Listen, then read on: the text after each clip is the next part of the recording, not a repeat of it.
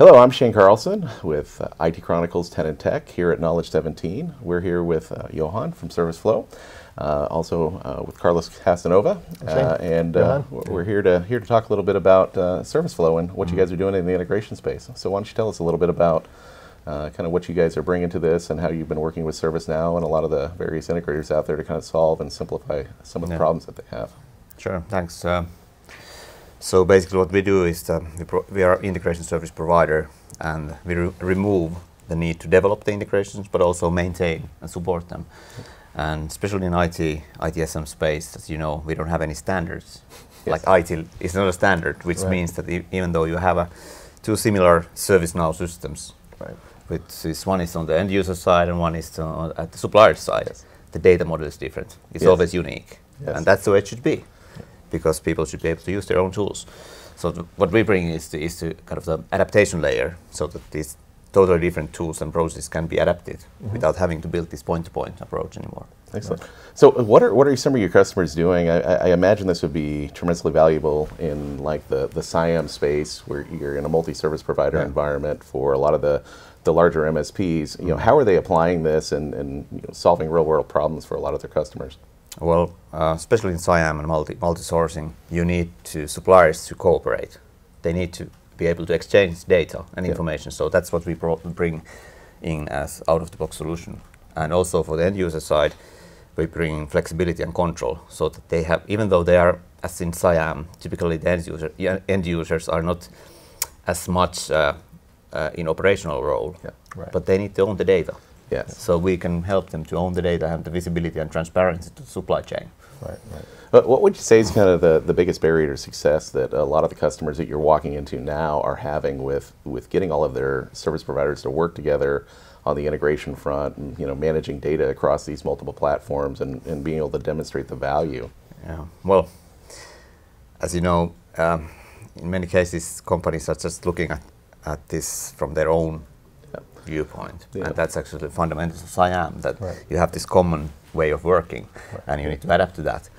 And if you take that kind of approach to a technology layer, it means that people are just trying to having their own ESBs and a bunch of sockets, and they think that's an integration.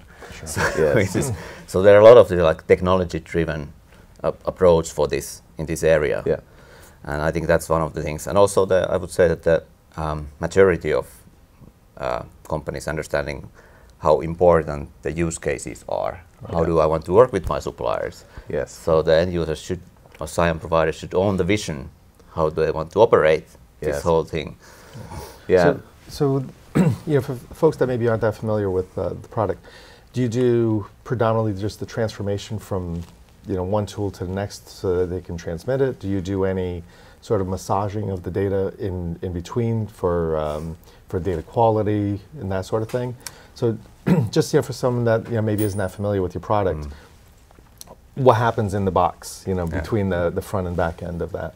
Well, of course we are able to provide that kind of enhancements for the processes, and typical example would be, or actually my favorite example is the change management, where you might have an incident and the other guys might not have an change modules available for integration. So we can change the incident to a change or another way around, so that the processes don't have to be equal. So you can get it in the hands of the right people to do the work and then bring it back into the system of record, so that you can track and do all of that appropriately. And that's related to different IDs in the tools.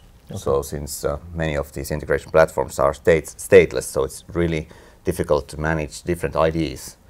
Whereas as we are in the middle, we are having this cache of different IDs in different systems, so that you can have in ServiceNow you can have an incident with different tasks, and you can integrate those tasks with different tools on the other side. So there's one to many, many to many, one to many. End-to-end. Oh, nice. A lot of flexibility, which I think is essential, especially when you're in these multi-provider spaces where everybody has a different approach, a different set of processes, a different set of tools, to be able to kind of unify that, especially for the customer point of view, because that's, in my experience, has been the biggest struggle customers have, which is how to make all these complex things work together.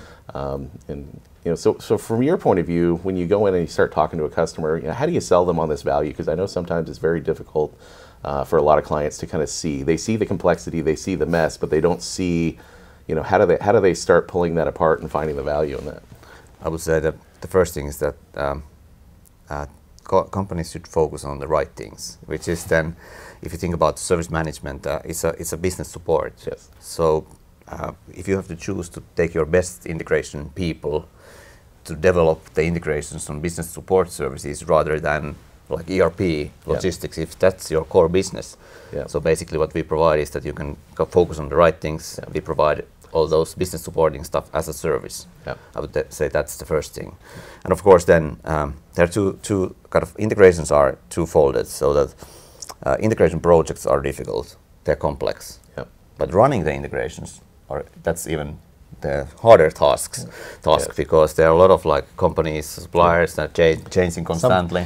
Things aren't standard. Like when they come in and after you define them, they don't stay stable that way. And they shouldn't. They should. But we have this thing called continuous service improvement. So things shouldn't be. Well, and once you bring humans into the equation, as actors in any part of the process, that's where a lot of the variability comes in, and you can't sometimes anticipate how people are going to use the things that you build for them. So that's a really good point, because these are human-driven processes. Yes. People process tools, as you know.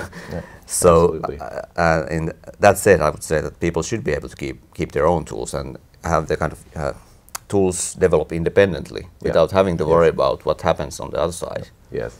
It's funny too, because you think when you're laying that all out, you've thought of every variation and how they might have created it or input it, and then you get this other one, you're like, wow, never even thought about that one, how it come through, and that's what you guys are sort of saddled with, right? Is taking all of these variants and trying to massage them into, okay, it has to come out of the machine this way, so that the next one comes in, and but that's it's a huge, it's been an ongoing challenge. I mean, a lot of global organizations, they have multiple service management platforms.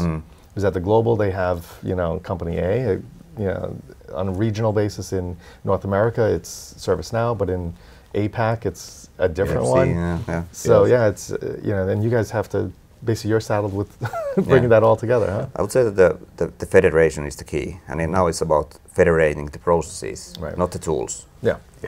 I think one of the biggest issues I've seen, especially in the multi-provider space, is not so much getting everyone to work together. I mean, that's a big part of it. But once you do that, the harder part oftentimes is divesting yourself of a supplier. If you've built an entire technology stack around a process or a set of processes, when you remove a supplier out of that space, you literally have to go back and redo everything. And this is where something like Service Flow coming into the space can help you just kind of plug and play with a lot of those suppliers and say, this is how we integrate. And when someone goes away, you just turn off that integration. It doesn't affect the rest of the workflow. I have a client that's dealing with that, and they're going through that, questioning, how do we do it? Do we do it? How much will it cost if we do it? What sort of impact will it be on us if we do? But I mean, very few large organizations have I been into that don't have some level of, we can't move away from MSP X, and that gives you a little bit of abstraction and also, from there. And I would say that we have to always look at these things from the business and end user perspective.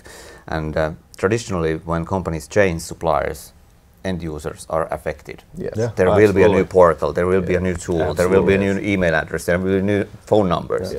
And our kind of message is that you should stop harassing your end users.